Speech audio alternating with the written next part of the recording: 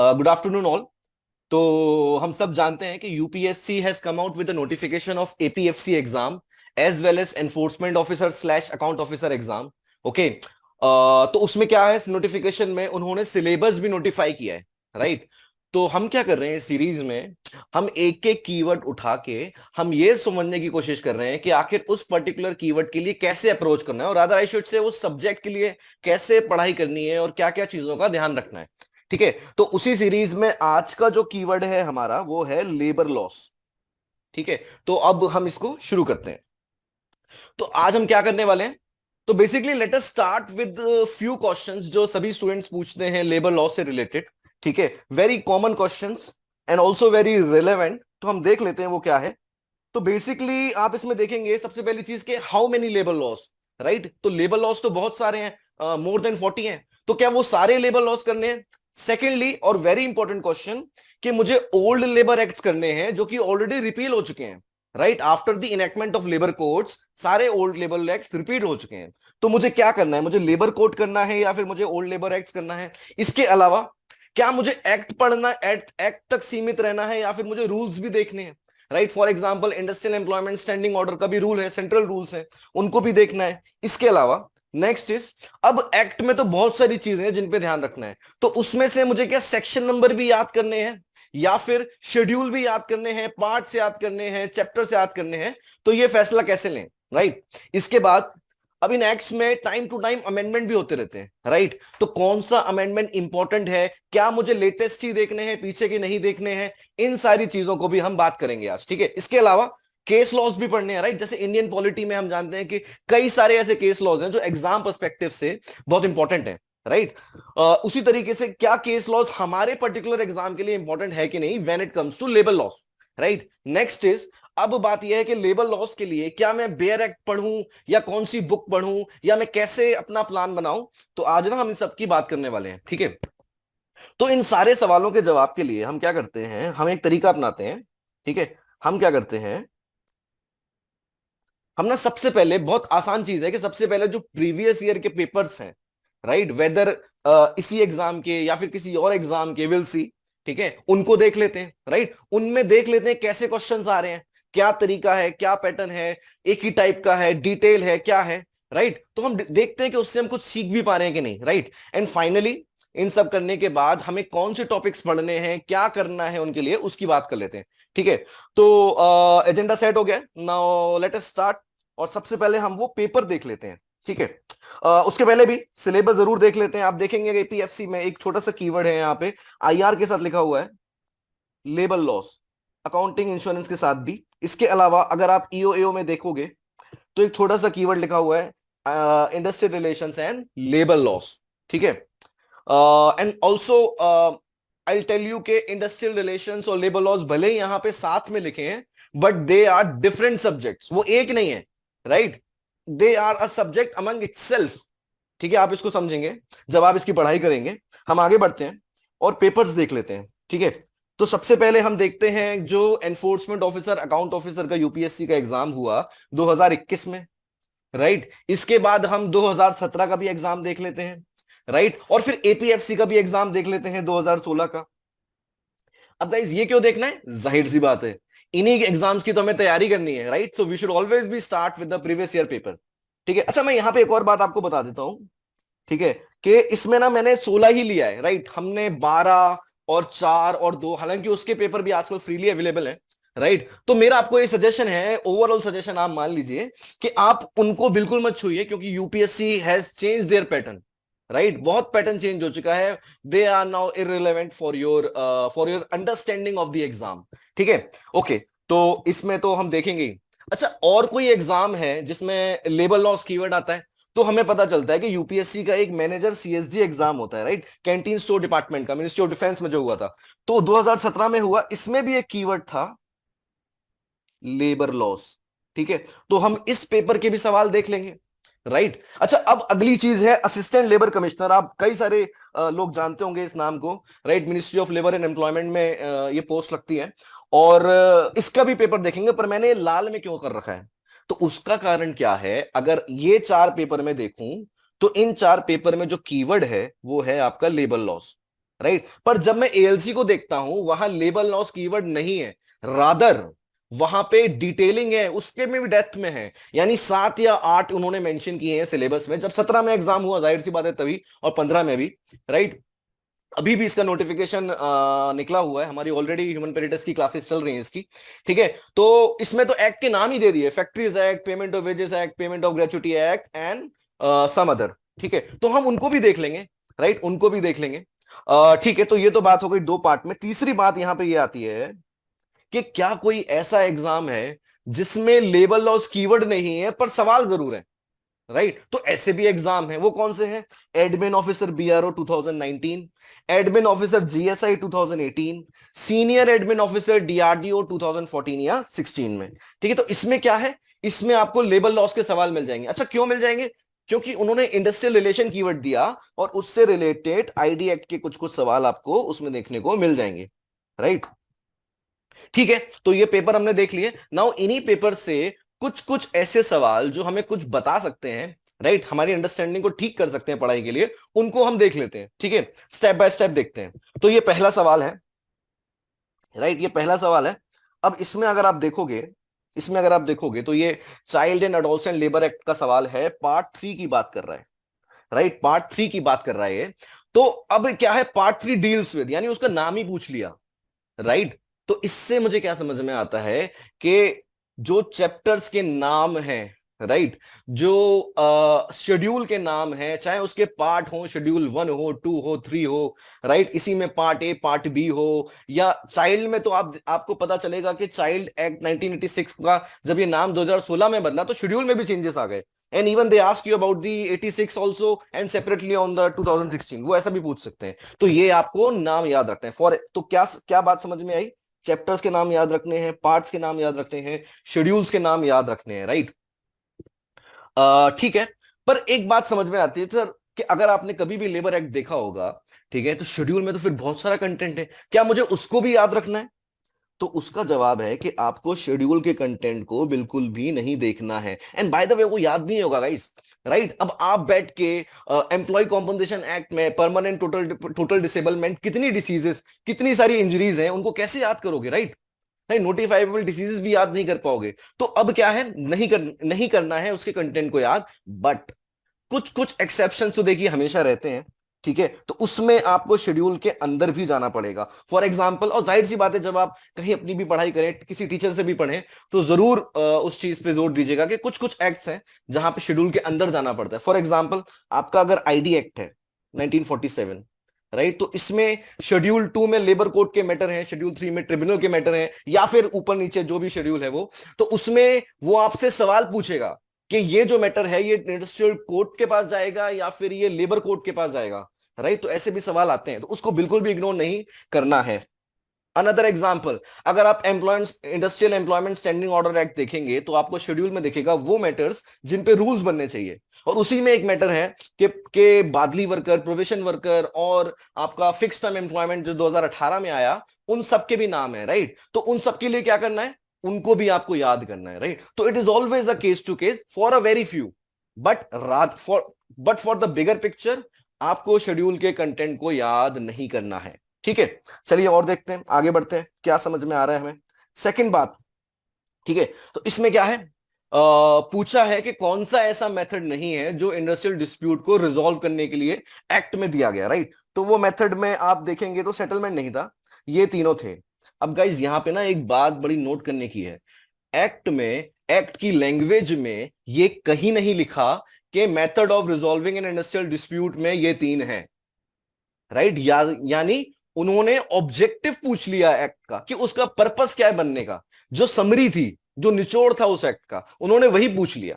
आप समझ रहे हैं? तो यानी अगर आप ये सोच रहे हैं कि एक्ट की लैंग्वेज को पढ़ के उसको, उसमें जो इंपॉर्टेंट चीजें हैं या जो नोट करने वाली चीजें उनको मैं याद करके चला जाऊं एग्जाम में तो अच्छा जाएगा, but this is not the truth. आपको उसके एक्ट को लेके ऑब्जेक्टिव या उसका पर्पस भी देखना होगा, राइट। तो इसको मैंने कैसे लिख दिया, not language but summary, right. इसको मैं कॉन्सेप्ट भी कह देता हूं, उसमें भी आपको जाना होगा, ठीक है। इसी से रिलेटेड हम एक और सवाल देख लेता हूं। जैसे आप ये भी देखेंगे, employ state insurance act 1948 covers factors like. अब देखिए पहली लाइन तो चलो मैं मानता हूं कि ये एक्चुअली एप्लीकेबिलिटी है, राइट। अब ये देखिए, provisions of comprehensive medical care, provisions of cash benefits, अब ये कहीं लिखा नहीं है, ये लाइन एक्ट में आपको कहीं नहीं मिलेगी, आपको बस पूरा पर्पस समझना है, राइट, कि उसके बनने का पर्पस क्या था। ठीक है, आई थिंक पॉइंट क्लियर हो रहा है। हम आगे बढ़ते हैं, नेक्स्ट क्वेश्चन पे आते हैं। अब ये भी इंटरेस्टिंग बात है, ठीक है, ये भी इंटरेस्टिंग बात है।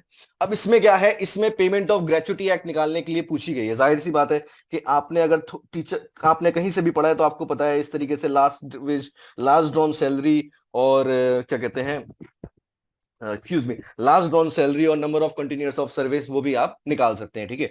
पर बात यह है कि अगेन एक्ट की लैंग्वेज नहीं देखनी है, एक कैलकुलेशन है, कुछ कुछ एक्ट्स में एसोसिएटेड है, उसको आपको जरूर पढ़ना है, राइट। मैं तो आपको अभी बता देता हूं। एक तो देखिए, पेमेंट ऑफ ग्रेचुटी एक्ट में आपको कैलकुलेशन मिल जाएगा, पेमेंट ऑफ बोनस एक्ट में आपको कैलकुलेशन मिल जाएगा, और एम्प्लॉय कॉम्पनसेशन एक्ट में आपको रिलेवेंट फैक्टर के साथ कैलकुलेशन मिल जाएगा, ठीक है। तो इनको तो आप देख ही लेना, राइट। सीधा न्यूमेरिकल टाइप का सवाल आ जाएगा, और आप जो है उसको सॉल्व कर सकेंगे, ठीक है। तो ये भी हमें समझ में आ गया। नेक्स्ट, अब देखिए ये सवाल देखिए, अगर आपने थोड़ा बहुत भी आप अवेयर है लेबर लॉ से, तो it is a very significant event जो हुआ 2018 में, जिसमें मैटरनिटी बेनिफिट एक्ट को 12 से 26 कर दिया गया, राइट, जो मैटरनिटी लीव पीरियड है। इसके अलावा जो ग्रेचुटी का अमाउंट है वो 10 लाख से बढ़ा के 20 लाख कर दिया गया, राइट। तो सरकार ने ये किया, और देखिए ये बहुत ही मेजर ऊपर ऊपर से बात है, ठीक है। तो ये जो मोटी मोटी बातें हैं, ये काफी डायरेक्ट बातें हैं, और इनको तो आपको पकड़ के रखना ही है, राइट, इनको तो आपको पकड़ के रखना ही है। मैं अगली बात भी दिखा देता हूं, देखिए ये मैटरनिटी बेनिफिट एक्ट का है, बाय द वे गाइस, क्या कहते हैं, ये 16 का है, इसीलिए इसमें आंसर 12 वीक है। अगर आप 2023 में सवाल को सॉल्व करेंगे तो 12 वीक पे टिक करके मत आना, अमेंडमेंट हो चुका है, और अब ये 26 वीक्स है, ठीक है। तो ये सब सवाल काफी डायरेक्ट हैं, इनको तो आपको देखना ही है। नेक्स्ट सवाल ये आता है, तो क्या मैं किसी भी एक्ट को जब पढ़ने जा रहा हूं, क्या मैं ऊपर ऊपर से निकल जाऊं, राइट। उसके अंदर जो टाइमलाइंस दी हैं, डिटेलिंग दी है, या कोई भी कंडीशन दी है, मुझे उसको देखना है, राइट। अब क्योंकि सवाल तो ये है कि इतने सारे कीवर्ड्स हैं, राइट, तो कितने पूछ सकते हैं, तो उसका जवाब हमें दिखेगा अगली स्लाइड में। अगर आप ये सवाल देखोगे, ठीक है, कि कंसीलिडेशन प्रोसीडिंग जो है वो पेंडिंग है, और कंक्लूडेड ऑन द डेट कब होगी, तो देखिए ये ना पर्टिकुलर सेक्शन के अंदर घुस गया, राइट। आपको वो लाइन पकड़ के लेके आनी पड़ेगी उस एक्ट से, राइट, जो एडमिन ऑफिसर बीआरओ में सवाल आया, ठीक है। यानी आप जो एक्ट भी पढ़ रहे हैं उसमें आप नहीं कर सकते कि जो मेजर इवेंट है उस एक्ट का वो मैं याद करके चला गया, राइट, कि मैं पेमेंट ऑफ ग्रेचुटी एक्ट में, मिनिमम वेजेस एक्ट में याद करके चला गया कि 5 साल बाद रिव्यू कमेटी बनेगी, हर 5 साल में बनना है, ये नहीं करना है, ठीक है। आपको उस एक्ट को थॉरोली पढ़ना है, और जो जो चीजें सवाल बना सकती हैं, ठीक है, उनको आपको जरूर नोट करते जाना है, डिटेलिंग। तो अब मैं एक और डिटेलिंग को आपको दिखा देता हूं, ये भी सवाल देखिए, मिनिमम वेजेस एक्ट में जो सेंट्रल एडवाइजरी बोर्ड बनता है उसके चेयरमैन के बारे में पूछा, यानी कंपोजिशन देख लिया। तो इस अब गाइस एक और चीज समझिए, इसका ये मतलब नहीं है कि मैं आपको कह रहा हूं कि आप जाके कंपोजिशन पढ़ लिए सभी सभी चीजों का, ऐसा नहीं करना है गाइस। ऑब्वियसली आसपास की चीजें जो है उन सबको देखना है, पॉइंट आप ये निकाल के लाओ कि आपको डिटेलिंग में जाना है, ठीक है, नहीं पढ़ना है ऊपर ऊपर से, ठीक है। तो ये भी हो गया। नेक्स्ट क्वेश्चन आप देखो, अब ये भी सवाल है तो ये भी डिटेलिंग का, पर यहां पे ना एक अलग पॉइंट लेके आते हैं। जैसे ग्रीवांस रिडेशल कमीशन जो था, ये जो था, ये अमेंडमेंट के बाद आया आईडी एक्ट में, राइट। तो एक मेजर सिग्निफिकेंट इवेंट था ये, ठीक है, और ये अमेंडमेंट जो मेजर था उस पे जरूर फोकस करिएगा, उसको अलग से पकड़ के लाइएगा, ठीक है। तो वो भी आपको देखना है, पर ऐसा नहीं है। और देखिए इससे रिलेटेड भी उन्होंने डायरेक्ट नहीं पूछा, उन्होंने प्रोविजन पूछे, उसके अंदर गया वो, राइट। तो डिटेलिंग तो है ही। और दूसरी चीज गाइस के, गिव मी अ सेकंड, दूसरी चीज गाइस के, ऐसा नहीं करना है कि जो लेटेस्ट अमेंडमेंट हुआ वही पढ़ दो। For example, maternity benefit act में जो लेटेस्ट अमेंडमेंट हुआ वो पढ़ लिया मैंने, ग्रेचुटी एक्ट में जो लेटेस्ट अमेंडमेंट हुआ वो पढ़ लिया मैंने, ऐसा नहीं करना है, राइट। चाइल्ड लेबर में जो लेटेस्ट अमेंडमेंट हुआ वो, हालांकि चाइल्ड लेबर में तो एक ही अमेंडमेंट हुआ 16 में, ठीक है। आपको सिग्निफिकेंट इवेंट पढ़ने हैं, सिग्निफिकेंट अमेंडमेंट पढ़ने हैं, जैसे ग्रेचुटी एक्ट में कंपलसरी इंश्योरेंस 87 में आया, वो आपको पता होना चाहिए, राइट। ऐसा नहीं है कि वो लेटेस्ट है जो भी है, राइट, ठीक है। तो ध्यान रखिए, मेजर सिग्निफिकेंट इवेंट्स भी आपको नोट करने हैं, अमेंडमेंट्स नोट करने हैं, ठीक है। आगे बढ़ते हैं। ये भी सवाल इंटरेस्टिंग है। For the first time in India medical benefit as a non cash benefit was provided under, देखिए अब ठीक है, तो ये भी अगेन ना एक तरीके से आपसे एक्ट की लैंग्वेज से सवाल नहीं पूछ रहा है, आपसे बैकग्राउंड पूछ रहा है, राइट, मेडिकल बेनिफिट पूछ रहा है आपसे। ठीक है, तो हम जानते हैं कि ईएसआईसी एक्ट में दिया गया, मैटरनिटी बेनिफिट एक्ट में पूछा गया, पर वो पूछ रहा है for the first time in India, right. एक तरीके से हिस्टोरिकल कवरेज जो है उस पे भी आपको थोड़ा बहुत ध्यान देना है, राइट, थोड़ा बहुत ध्यान देना है। और एक्ट को, एक्ट की प्रैक्टिकलिटी, एक्ट की रैशनैलिटी क्या थी, राइट, क्या पर्पस था देने के लिए। ठीक है, ऐसी कॉम्प्रिहेंसिव कौन सा एक्ट है जो कॉम्प्रिहेंसिव है, तो उसमें भी क्या कहते हैं, ईएसआईसी एक्ट है आंसर, राइट। तो इन चीजों को नोट करिएगा। ठीक है, हाँ आगे बढ़ते हैं, एक और देख लेते हैं बैकग्राउंड का सवाल, और काफी अच्छा सवाल है ये। तो which one of the following act is the major steps in promoting workers participation in management. अब देखिए ये सिग्निफिकेंट इवेंट था जो आया हमारे कॉन्स्टिट्यूशन में भी, आर्टिकल 43A डाला गया, right, worker participation in management को डीपीएसपी बनाया गया। ठीक है, तो मेजर स्टेप, अब देखिए अगेन वर्कर पार्टिसिपेशन को लेबर एक्ट से उसने कनेक्ट कर दिया, लेबर एक्ट से उसने कनेक्ट कर दिया। तो वो कौन सा एक्ट है जिसने दिया, और जाहिर सी बात है डिस्प्यूट एक्ट में अगर आप देखोगे तो वर्क कमेटी बनती है, लेबर आते हैं उसमें, राइट, उसमें उनको किसी भी डिस्कशन में पार्ट बनाया जाता है, तो this is what, this is workers participation. ठीक है, वेरी गुड क्वेश्चन। यानी आपकी जो अंडरस्टैंडिंग होनी चाहिए वो कॉम्प्रिहेंसिव होनी चाहिए, राइट। आप यूपीएससी का एग्जाम देने जा रहे हैं, और यूपीएससी के एग्जाम का हमेशा सम्मान होना चाहिए। ठीक है, हम आगे बढ़ते हैं। ठीक है, ये देखिए, अब ये भी सवाल देखिए, मैंने ये जानबूझ के घुसाया। ठीक है, कि under the provision of this act which of the following is not included in the meaning of wages. Her act में सेक्शन 2 में आपको डेफिनेशंस मिल जाती हैं। ठीक है, और एएलसी में भी मैंने देखा, मेरे और भी स्टूडेंट्स हैं, they always ignore this definition. ऐसा नहीं करना है गाइस, ये बहुत इंपॉर्टेंट होता है। इवन अब जब आप एक्ट पढ़ने जाएंगे, उस वेजेस, उस डेफिनेशन सेक्शन को अगर आपने नहीं समझा तो आप एक्ट को नहीं समझ पाएंगे, राइट। फॉर एग्जाम्पल, वेजेस की डेफिनेशन वो नहीं है जो हम समझते हैं, राइट। वेजेस की डेफिनेशन लेबर लॉज में या किसी भी एक्ट में एक तरीके से कंटेक्चुअल डेफिनेशन है।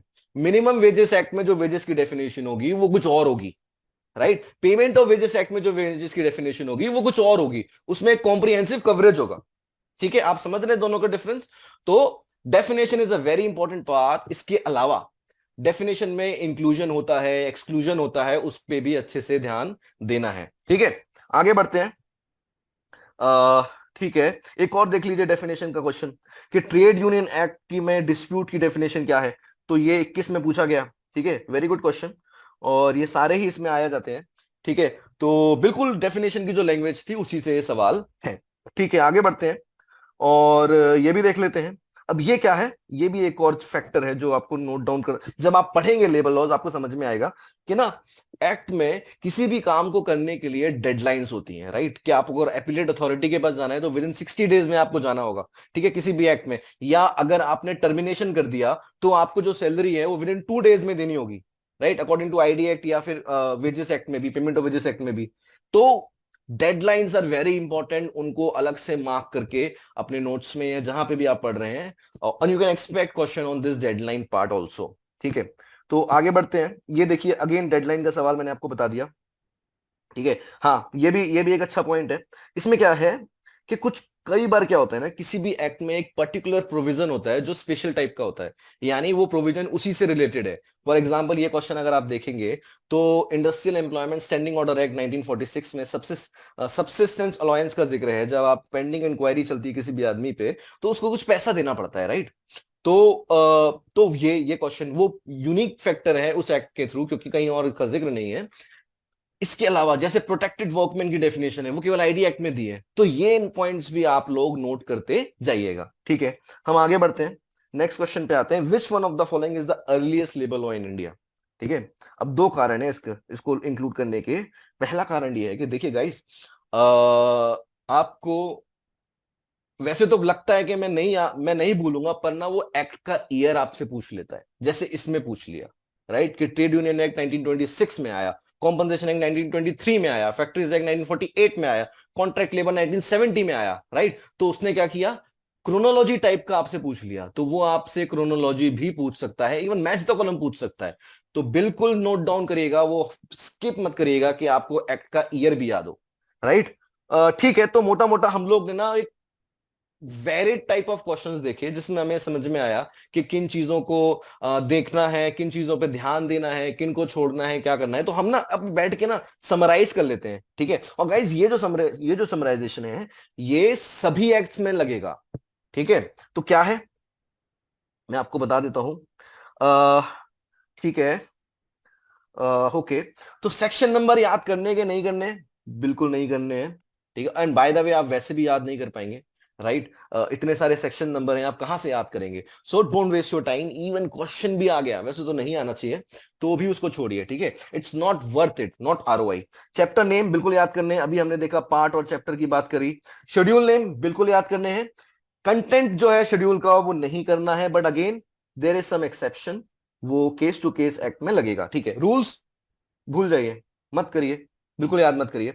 एनफोर्समेंट डेट, इनएक्टमेंट डेट, ये भी एक तरीके से आप देख सकते हैं, नोट डाउन कर सकते हैं, ठीक है। वैसे तो इतना विशेष नहीं है, पर ठीक है। कोई भी एक्ट की स्टार्ट हमेशा उससे होनी चाहिए कि कब एनफोर्स्ड हुआ और कब ये इनएक्ट हुआ, राइट। ऑब्वियसली दोनों चीजें डिफरेंट है, ये भी आपको समझना है, ठीक है। तो इसको याद कर लीजिए। ईयर ऑफ एक्ट मैंने अभी बताया, क्रोनोलॉजी वाली बात। केस लॉस, केस लॉज बिल्कुल भी याद नहीं करना है, राइट। अगर आपने कहीं भी कोई भी केस लॉज आपको अपनी बुक में दिख जाए जहां से आप पढ़ रहे हैं, तो सीधे उस पे पेन से क्रॉस लगा दीजिए और अपने दिमाग में बिल्कुल मत बिठाइए, ठीक है।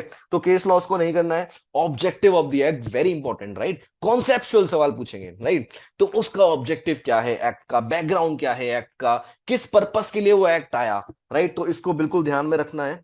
Amendments, it's not about the latest or the last one, earliest, it's about the significance, significant event क्या है, right।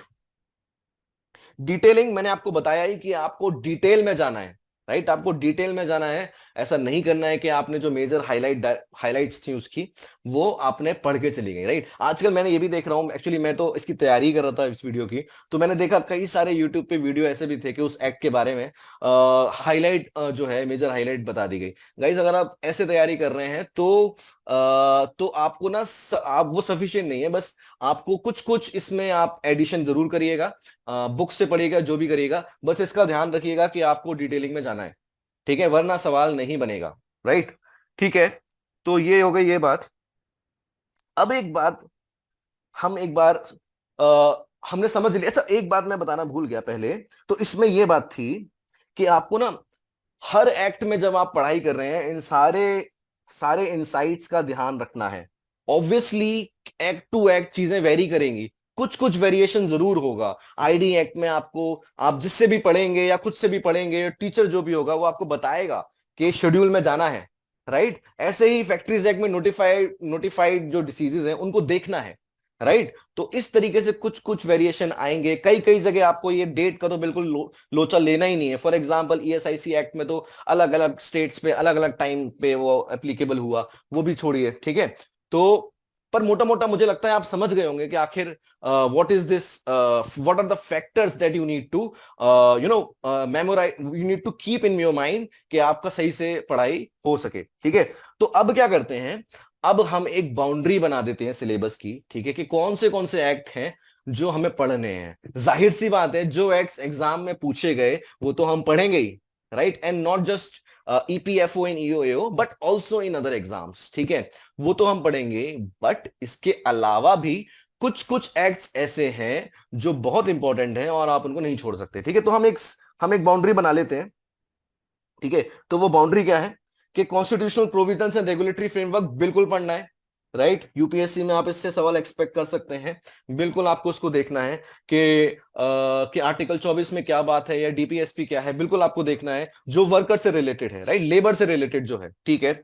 एम्प्लॉय कॉम्पनसेशन एक्ट 1923 बिल्कुल पढ़ना है, ठीक है।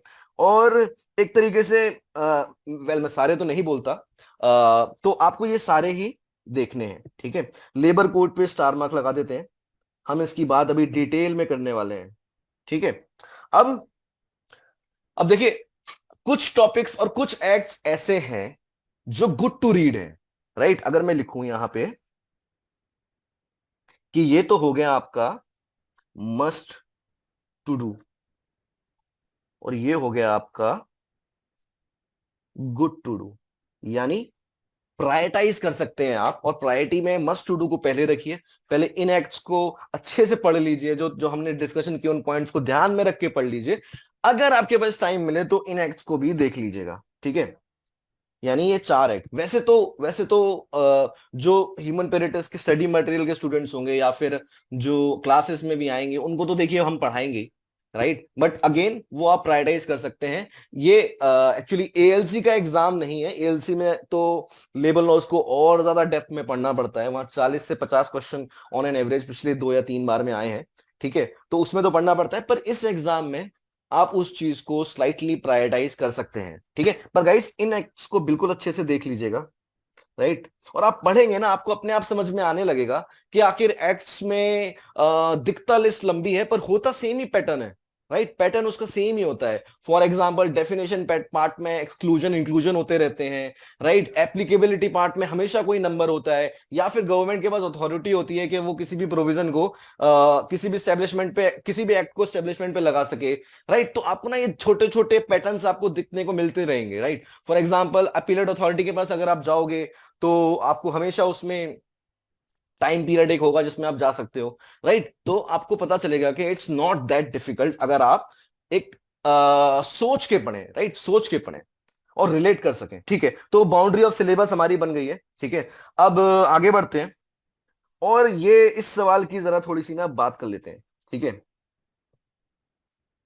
इस सवाल की हम बात कर लेते हैं कि आपको न्यू लेबर कोड पढ़ना है या ओल्ड लेबर एक्ट तक, ओल्ड लेबर एक्ट पे सीमित रहना है, ठीक है। तो अगेन सवाल तो यही है। पहली बात तो हम ये कर लेते हैं, ठीक है, कि यूपीएससी ने हमारे सिलेबस में क्या कीवर्ड दिया है। तो यूपीएससी ने हमारे सिलेबस में क्या कीवर्ड दिया है अभी, लेबर लॉज, ठीक है।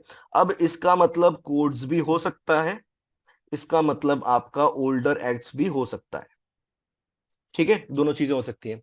अब हम क्या करते हैं, सेम ही काम करते हैं। हम देख लेते हैं कि ये कोड्स जब आए और उसके बाद जो एग्जाम हुआ यूपीएससी का उसमें ये कोड पूछा गया कि नहीं पूछा गया। For example code on wages आया 2019 में, इनेक्टेड हो गया, राइट। और जो बाकी 3 कोड हैं वो 2020 में इनेक्टेड हो गए, राइट, चाहे सोशल सिक्योरिटी हो, इंडस्ट्रियल रिलेशन हो, या ऑर्गेनाइजेशनल सेफ्टी एंड हेल्थ हो, एक्सक्यूज मी। तो ये इनेक्टेड हो गया, राइट। तो अब क्या है, यूपीएससी का जो एग्जाम हुआ एनफोर्समेंट ऑफिसर अकाउंट ऑफिसर का वो 2021 में हुआ, उसमें भी लेबर लॉ कीवर्ड था, तो उसमें लेबर कोड का एक भी सवाल नहीं आया, राइट, एक भी सवाल नहीं आया। इसके अलावा ऐसा कोई भी एग्जाम नहीं है जो हमें यह बता सके कि लेबर लॉज का मतलब लेबर लॉज ओल्डर एक्ट है या कोड है, ठीक है। एंड मैं समझता हूं कि ये जो एक एग्जाम है इसके बेसिस पे ये ओपिनियन बनाना कि लेबर कोड पढ़े या ओल्ड लेबर एक्ट पढ़े, ये बिल्कुल सही बात नहीं है, ठीक है, दैट इज ओके, बट हमारे पास यही इंफॉर्मेशन अवेलेबल है, ठीक है। अब करना क्या है, ठीक है। तो हमारा क्या मानना है, हमने जो एनालिसिस किया है या जो हमें लगता है, राइट, इट्स आवर ओपिनियन, आप अपना फैसला अपने हिसाब पे कर सकते हैं कि आप अभी ओल्ड लेबर लॉस को ही पढ़िए, आप अभी ओल्ड लेबर लॉस को ही पढ़िए, उन्हीं को प्रायोरिटी दीजिए, राइट।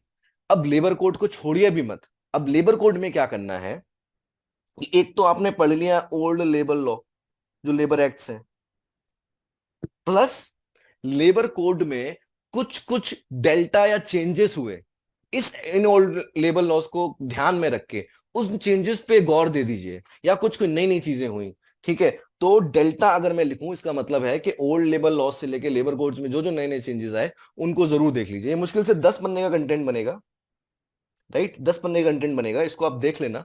इवन तो उससे आप अपने हिसाब से पढ़ लेना। अब जैसे क्या नया हुआ, जैसे प्लेटफॉर्म वर्कर, गिग वर्कर, इनकी डेफिनेशन आ गई, लेबर कोड वगैरह अबॉलिश हो गए, इतना आप जरूर देख लेना।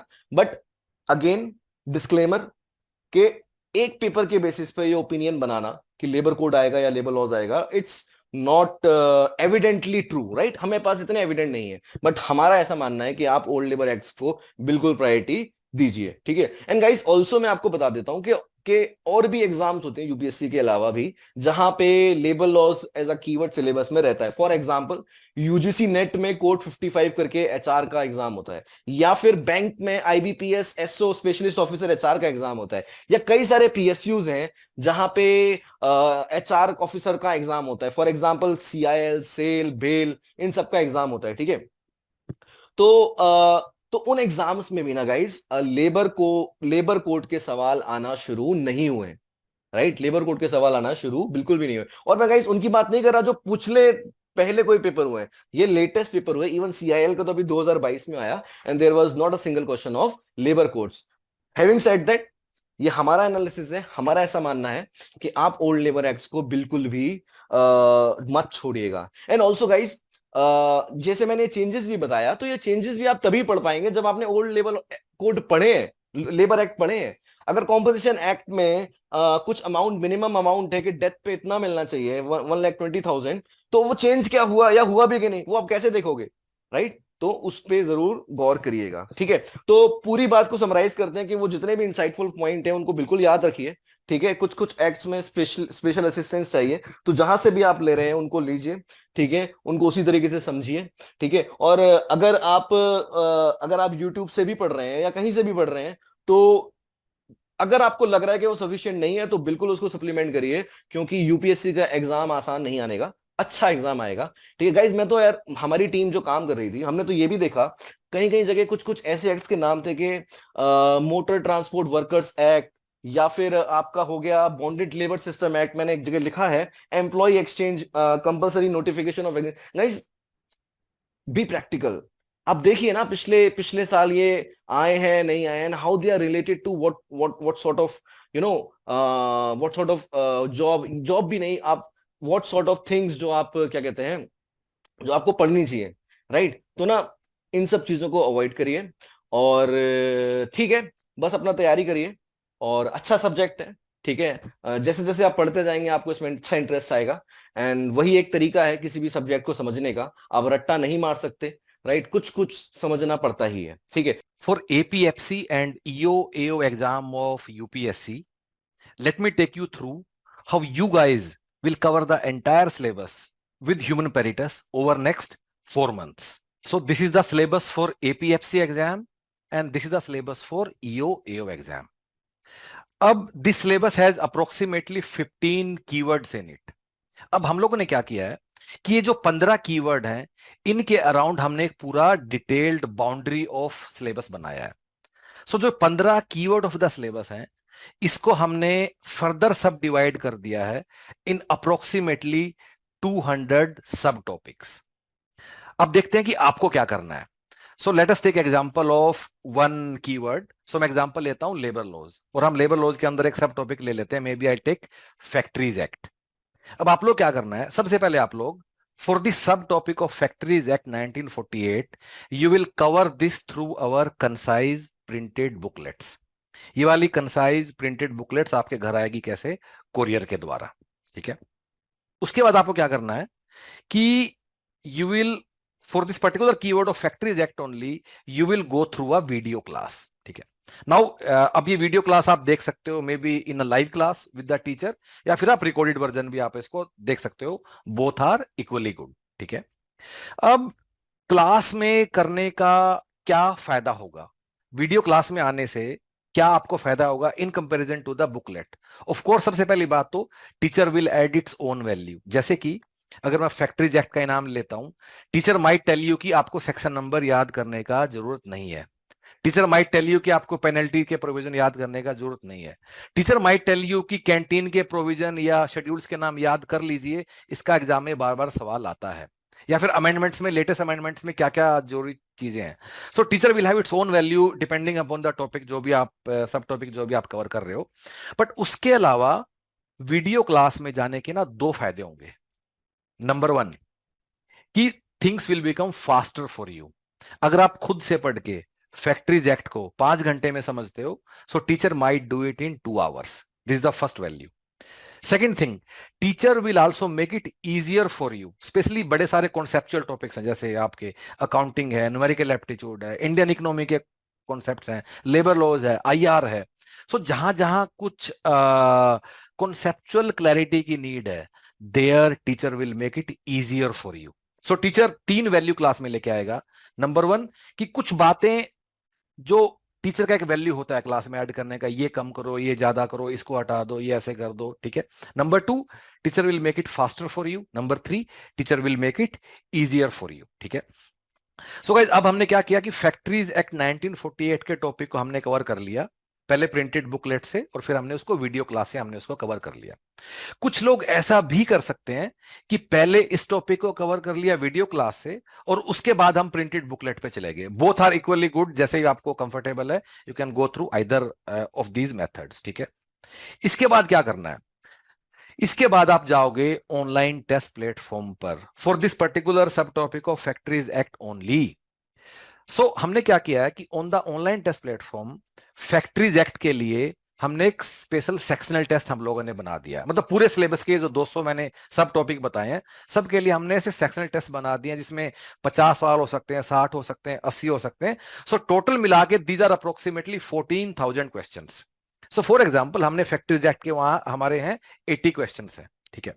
अब गाइज, ये जो 80 सवाल है फैक्ट्रीज एक्ट के, ये कोई रैंडम सवाल नहीं हम लोगों ने क्रिएट करके इकट्ठे करके नहीं रख दिया, ऐसा नहीं है।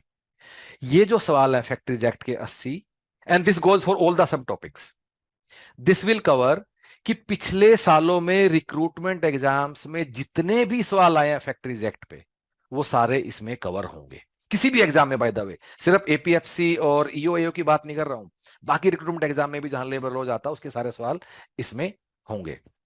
जैसे एक दूसरा टॉपिक लेते हैं, न्यूमेरिकल एप्टीट्यूड। अब न्यूमेरिकल एप्टीट्यूड में हम लोगों ने सीएपीएफ, सीआईएसएफ, सीडीएस और सीसेट के सवाल भी यूपीएससी के इसके अंदर आपको मिलेंगे, और सारे एक दो नहीं, जितने भी आए हैं अब तक के, कंसीडरिंग की उनमें से जो जो आपके लिए रेलेवेंट है।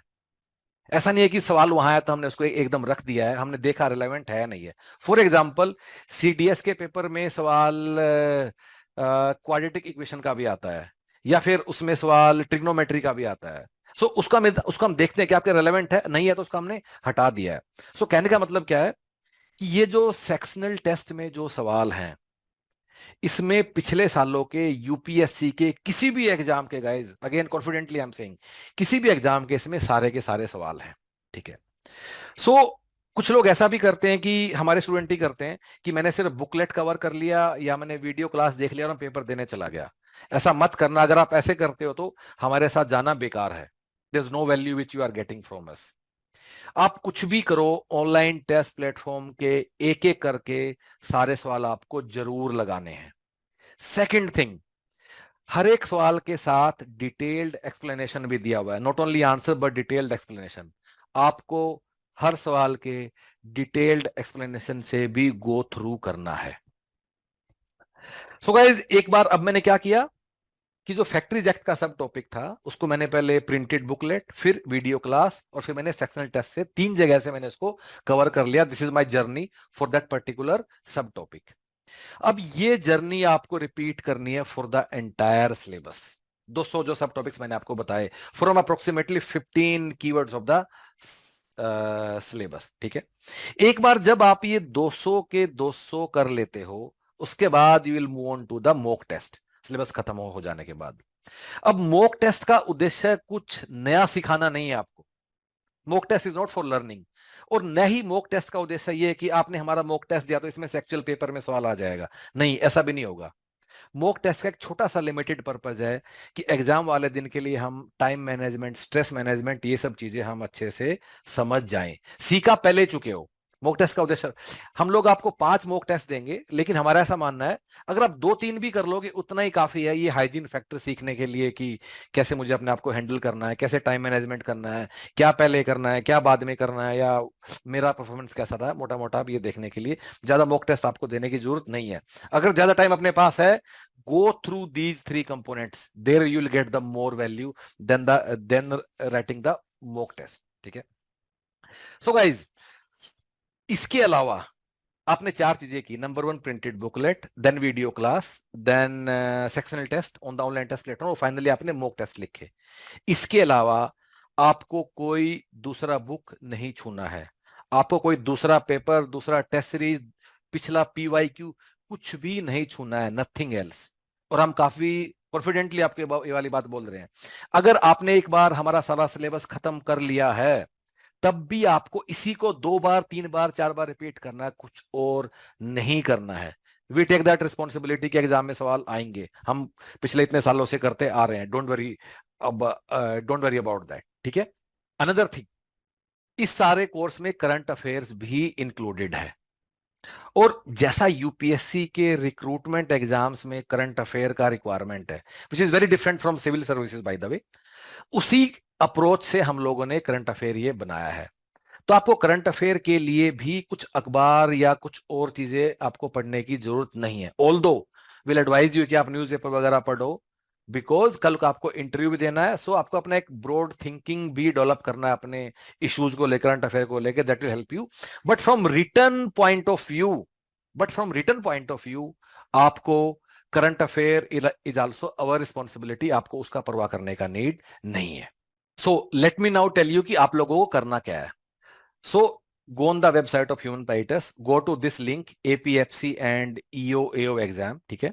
एक बार आप जब इस पेज पे आओगे, सबसे पहली बात, आप इस पेज को पहली लाइन से आखिरी लाइन तक आप इसको अच्छे से पढ़ लीजिए, इंक्लूडिंग FAQs, कुछ भी मत छोड़िए। So go through everything before enrolling with us. Another thing, go through some of the sample booklets to understand कि हम लोगों ने कैसे पूरा कंटेंट बनाया है। So go through some of the sample booklets.